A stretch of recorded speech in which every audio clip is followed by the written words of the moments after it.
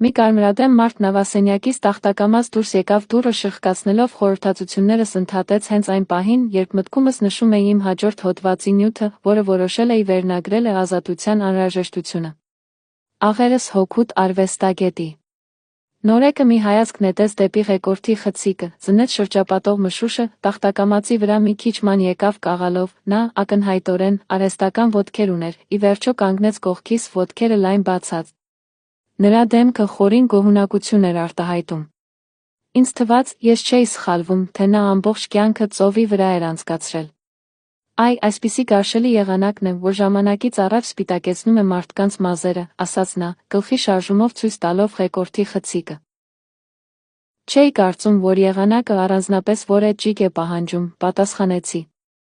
Ինձ թվում է, թե գործը պարզ է այբուրենի պես։ Ուղղությունն իմանում են կողմնացույցի միջոցով, գիտեն հեռավորությունն ու արագությունը։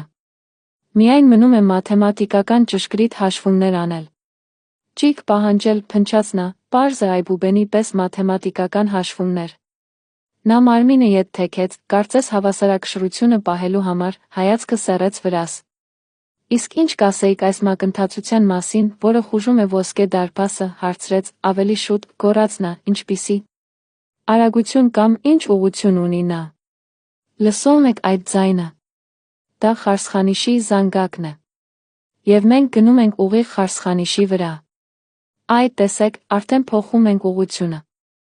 Մշուշի միջից լսվում էր զանգակի ողբագին ղողանջը, ես տեսա, թե ինչպես ղեկորդը արագ պտտեցնում է ղեկանիվը։